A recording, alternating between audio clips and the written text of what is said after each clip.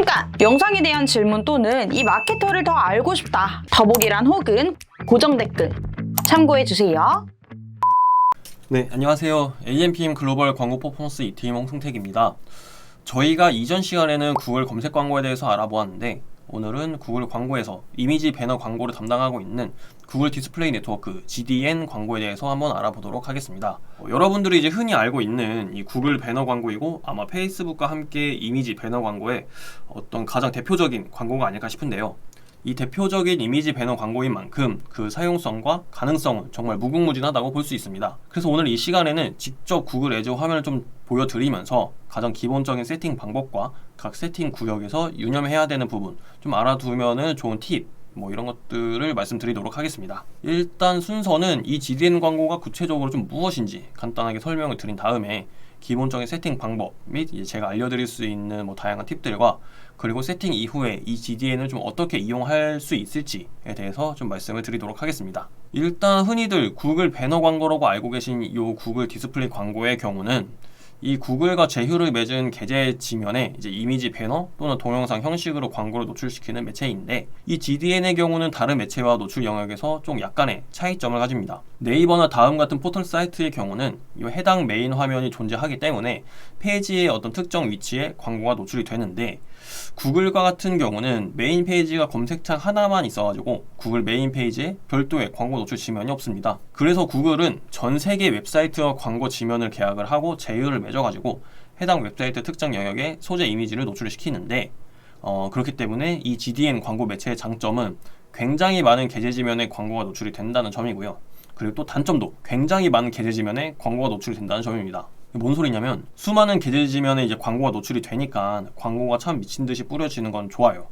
참 좋은데 이게 광고 초기 세팅 시 별도의 예산에 대한 어떤 리미트를 설정을 해놓지 않는다면 광고 트래픽이 단기간에 미친듯이 폭주를 하게 됩니다. 불과 며칠 만에 월 광고비로 충전해온 크레딧을 모두 소진한 경우가 실제로도 있어요.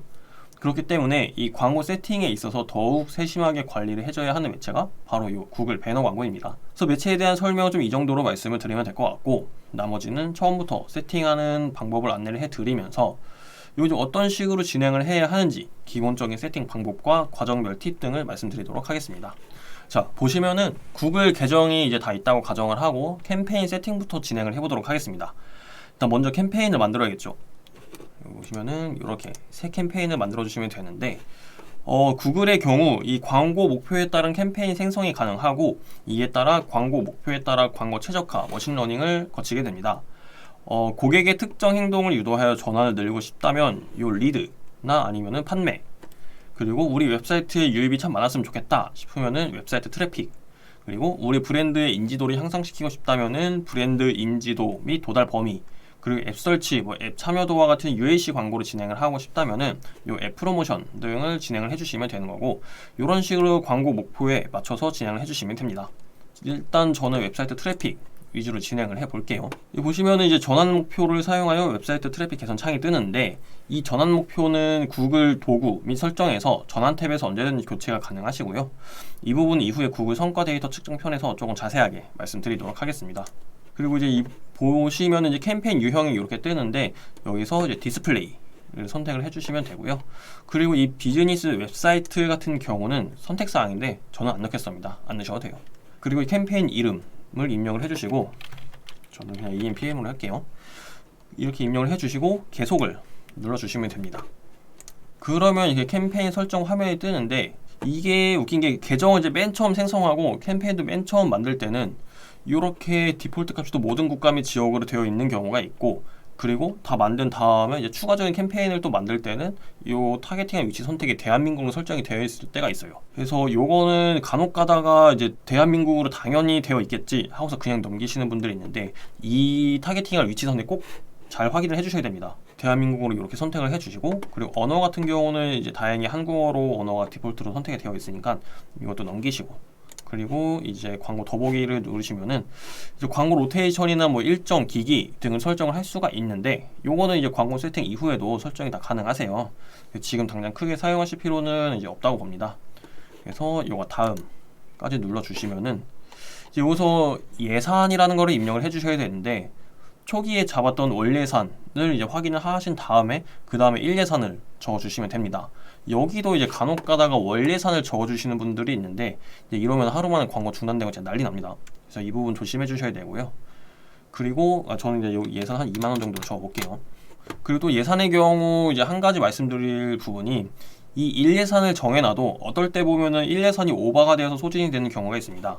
이게 구글 AI가 자동으로 이 최적화된 광고를 집행을 하면서 일어나는 상황인데 간혹 이제 광고주님들께서 아니 일 예산이 넘어가면은 도대체 이 평균 일 예산을 정해놓는 의미가 뭐가 있냐라고 하시는 분들이 있으세요.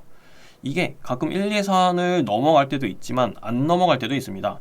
광고가 최적화되도록 이제 조정이 되면서 결국 최대 한 달 예산은 우리가 정해놓은 요 1일 예산에 곱하기 30.4의 예산이 소진된다는 점. 그래서 결국 1개월로 보면 우리가 계산한 월 예산이 소진된다는 점, 이 부분도 확인해 주시면 되겠습니다. 그리고 이제 가장 중요한 부분인 이 입찰입니다. 이 부분은 마케터분들마다 조금씩 전략의 차이가 있을 거라 생각을 합니다. 저 같은 경우는 여기서 입찰 전략을 직접 선택을 합니다. 그리고 이제 입찰 전략 선택에서 보시면은 클릭수 최대화라고 있죠. 클릭수 최대화로 선택을 하고 클릭당 비용 입찰가 한도 설정은 꺼둡니다. 일단 이 개념부터 설명을 드리자면 배너 클릭당 과금이 되도록 CPC 방식으로 진행을 할 건데 구글 애즈에서 클릭수가 최대로 높일 수 있는 클릭당 비용 입찰가를 계속 늘릴 거야. 근데 이거에 대한 상한선은 두지 않을 거야 라는 뜻인데, 그러면 또 이제 광고주님 입장에서는 아니 이게 돈이 얼마가 나올 줄 알고 상한선을 안 둬? 라고 이제 하실 수 있겠죠. 이거를 왜 저는 이렇게 하냐면은 일단 저희가 디스플레이 배너 광고를 돌리는 목적과 이 마케팅 퍼널에 대해서 좀 생각을 해보면 되는데, 이게 광고가 세팅하자마자 유입자가 막 들어오고 전환이 막 발생되면은 사실 뭐 그거보다 좋은 경우는 없겠지만 사실상 그럴 수는 없겠죠. 인지, 고려, 유입, 전환, 충성의 단계를 하나씩 거치면서 광고의 이 성과라는 게 만들어지게 되는데 그렇기 때문에 우리는 이 성과를 확인하고 개선시킬 수 있고 지금 우리 광고의 상태가 어떤지 확인할 수 있는 이 데이터라는 게 필요합니다. 데이터는 즉 광고가 돌아가고 고객이 유입이 되어야 생기게 되겠죠. 즉 초기에는 최대한 많은 이용자들에게 광고를 미친 듯이 팍 뿌려가지고 이용자들의 반응과 성향 등을 확인을 해야 됩니다. 이러한 부분에서 예산으로 이런 유입 등을 쪼인다면 원하는 데이터 수집을 원활하게 얻기가 어렵겠죠. 그래서 초기에는 입찰가 한도를 풀어두고 이 CPC가 너무 갑자기 팍 뛴다 싶으면은 그때부터 차근차근 내려가는 식으로 데이터 수집을 진행을 합니다. 그리고 이제 여기서부터 다음을 이렇게 눌러주시면은 자, 타겟팅입니다. 정말 이 중요한 부분인데 어떻게 보면 이 GDN 광고를 하면서 가장 중요하면서도 기본적인 설정이라고 볼 수 있습니다. GDN의 경우는 이렇게 아주 큰 맥락으로는 5개 타겟팅 기능을 지원을 하고 있고 기능상으로는 크게 3가지 타겟팅이 있습니다. 잠재 고객 타겟팅, 키워드, 주제, 게재 위치와 같은 콘텐츠 타겟팅, 그리고 리타겟팅이 있죠.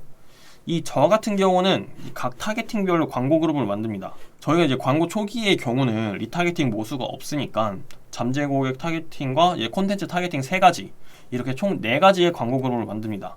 잠재 고객 세그먼트 하나, 키워드 하나, 주제 하나, 게재 위치 하나, 이렇게 이제 4가지의 광고 그룹을 만듭니다. 요 인구 통계 같은 경우는 이제 모든 타겟팅에 다 접목시켜가지고 잠재 고객 타겟팅이 하나, 뭐 이런 식으로 다 접목을 시킬 수가 있겠죠. 그리고 이렇게 세팅을 하고 나서 만약에 이 콘텐츠 타겟팅 중 뭐 키워드나 뭐 주제, 게재 위치 중에 타겟팅 모수가 너무 적을 것 같다 싶으면은 이 키워드, 게재 위치, 주제를 한 세트로 설정을 해서도 진행을 합니다. 일단 이렇게 세팅을 하는 이유는 일단 이렇게 모든 타겟팅을 한꺼번에 다 묶어 놓으면 정말 세부적인 타겟팅이 가능은 하겠지만 타겟이 너무 좁혀져가지고 제대로 된 광고 집행이 좀 어려울 수가 있습니다. 그렇기 때문에 조금 이제 러프하게 타겟팅별로 캠페인을 만들어가지고 잠재 고객, 키워드, 주제, 게재 위치 등으로 광고를 진행을 하는 거죠. 이렇게 진행을 하면은 각 타겟 그룹별로 성과 확인이 가능하기 때문에 뭐 예를 들어가지고 여기 게재 위치 타겟팅 성과가 좋지 않으면 게재 위치 타겟팅만 수정을 하면서 좀 광고 성과를 개선을 시킬 수가 있겠죠. 그래서 이런 식으로 이제 타겟팅을 설정을 해주시면 되고, 자 다음으로는 이제 실질적으로 광고에 노출되는 소재를 등록을 해주시면 됩니다. GDN의 경우는 크게 이제 광고 종류가 2가지가 있습니다. 일반 디스플레이 광고랑 반응형 디스플레이 광고가 있는데 계속 말씀드리다시피 구글은 수많은 제휴 네트워크를 갖고 있는데 문제는 이게 웹페이지마다 광고가 노출되는 지면의 사이즈가 다르다는 거죠. 그렇다고 이 모든 지면에 맞는 사이즈로 이미지를 리사이징 하자니 그 리소스가 또 어마무시하겠죠. 이래서 나온 게 이 반응형 디스플레이 광고입니다. 이 반응형 광고에서는 딱 세 가지의 이미지만 등록을 해주시면 되는데 1.91대 1의 직사각형 이미지, 그리고 1대 1의 정사각형 이미지, 그리고 업체 로고, 이렇게 세 종류만 등록을 해주시면 광고 등록은 가능합니다. 이 반응형 광고 같은 경우는 리소스를 줄여준다는 가장 큰 장점이 있지만 각 사이즈별로 성과 측정이 안 되기 때문에 조금 더 세부적인 성과 확인이 불가능하고 이게 보는 사람들마다 조금 다르기는 한데 공통된 이미지로 많은 게재 지면에 자동으로 사이즈가 조절이 되다 보니까 그 광고가 노출되는 이미지의 화질이 좀 가끔씩 깨져 보일 때가 있습니다. 그래서 만약에 사이즈별로 소재 제작이 모두 가능하시다면 저는 개인적으로는 일반 디스플레이 광고를 좀 추천을 드리는 바입니다. 그 최종 URL에는 여기죠. 이 최종 URL에는 이제 광고 랜딩 페이지를 기재를 해주시면 되고 업체명에는 우리 업체명을 말 그대로 적어주시면 되고요. 요 이미지 같은 경우는 최소 각 사이즈별로 2개씩 로고 하나 이렇게 좀 등록을 해주시는 게 좋습니다. 그래서 뭐 가로 2개, 세로 2개 좀 이런 식으로는 최소 등록을 해주시는 게 좋아요. 여기서 포인트가 요 광고 효력인데 이 광고 효력 같은 경우는 이제 미흡, 보통, 뭐 좋음, 아주 좋음 이렇게 나눠져 있는데 간혹가다 이거를 좀 굉장히 가볍게 생각을 하시는 분들이 있으시더라고요. 요 광고 효력 같은 경우는 최소 보통 이상은 채워주셔야 그나마 좀 원활한 광고 진행이 가능하십니다. 이게 물론 뭐 미흡이라고 해가지고 광고가 안 돌아가거나 그런 거는 아닙니다. 또 이미지 같은 경우는 최대한 다양하게 넣어 주실수록 좋고요. 동영상도 있으시다면 영상도 넣으시면 되고 제목 같은 경우는 제목 5개, 긴 광고 제목 1개, 그리고 설명 5개 웬만하면 모두 다 넣어주시는 게 좋습니다. 네, 이렇게까지 세팅을 다 완료하신 다음에 이제 캠페인 등록하고 검수 통과 기다리신 다음에 검수 통과 되시면은 이제 원활하게 라이브 진행을 해주시면 될 것 같습니다. 자, 이제 세팅이 다 마무리됐는데 이게 광고 세팅만 했다고 또 끝이 아니겠죠. 이제부터 우리가 뭘 해야 하냐면은 이 디스플레이 광고를 집행을 하면서 우리 업체의 브랜드 인지도를 향상을 시키고 이에 따라서 실제 매출과 연관될 수 있는 이 전환이라는 요소, 이 전환을 증가시킬 수 있는 기틀을 마련할 겁니다. 이러한 기틀은 크게 3가지 방법으로 잡아볼 수 있는데 첫 번째는 아까 말씀드렸던 캠페인 전환수의 최대화입니다. 두 번째는 리타겟팅이고 세 번째는 미디어 믹스입니다.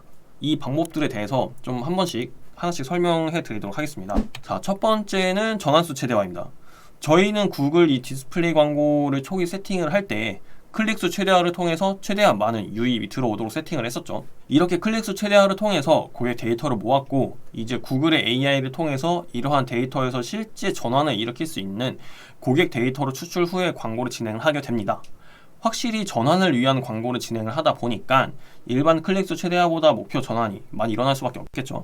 자, 두 번째는 리타겟팅입니다. 사실 GDN이 페이스북이나 인스타그램과 같은 SNS 광고보다는 사실 클릭률이 떨어지는 것은 좀 사실입니다.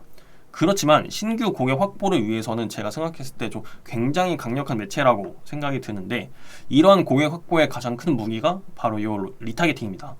진짜 이 리타겟팅은 어떻게 보면 해변에서 반지를 찾을 수 있는 전략이라고 생각이 드는데 우리는 이러한 리타겟팅을 통해서 고객의 유의미한 행동을 정의를 하고 그 행동을 보여주는 고객만을 찾아낼 수가 있습니다. 그리고 광고비 또한 가장 최대로 효율적이게 운영을 할 수가 있는 거죠. 간단한 예시로 위에 이미지를 보시면 목표값은 우리가 웹페이지에 유입되어서 3분 이상 머문 값을 이제 목표값으로 잡고 전환 체크를 했어요. 여기 보시면 257의 전환수가 찍히죠. 그런데 만약에 이러한 257의 전환 데이터를 조금 세분화 시켜가지고 뭐 물건을 구매한 사람, 장바구니를 담은 사람, 상품만 보고 그냥 나간 사람 등 이런 특정 행동을 보인 사용자들에게 각각 특성에 맞는 광고를 다시 보여주면은 어떻게 될까요? 장바구니에 담은 사람은 그 담은 상품에 대한 광고를 보여주고 뭐 물건을 구매한 사람은 그 물건과 어울릴 수 있는 다른 물건에 대한 광고를 보여주고 상품만 보고 그냥 나간 사람은 그 상품을 좀 다시 보여주고 이런 식으로 진행이 된다면 확실히 이전보다 좀 높은 전환이 발생을 하겠죠. 이런 식으로 리타겟팅을 진행해 주시면 됩니다.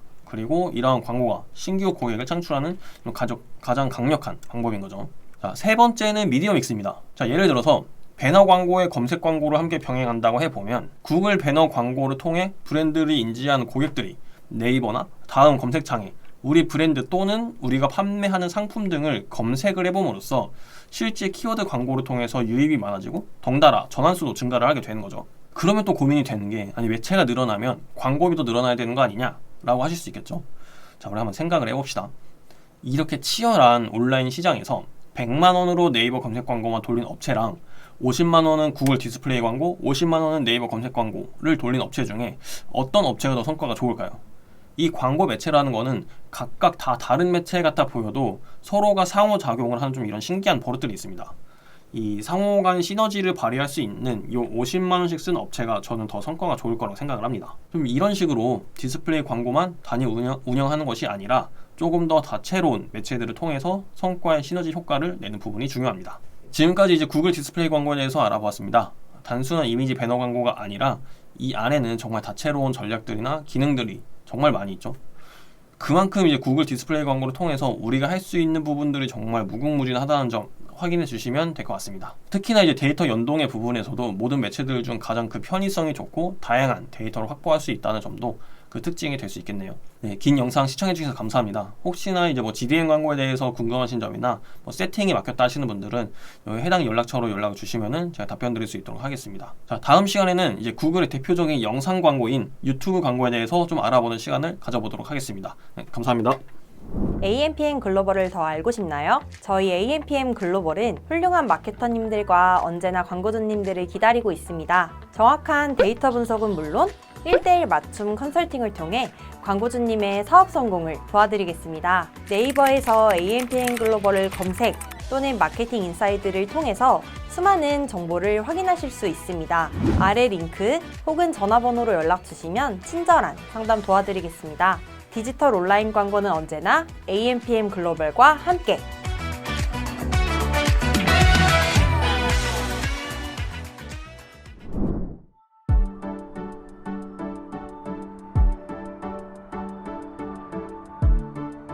구독과 좋아요는 컨텐츠 제작에 힘이 됩니다.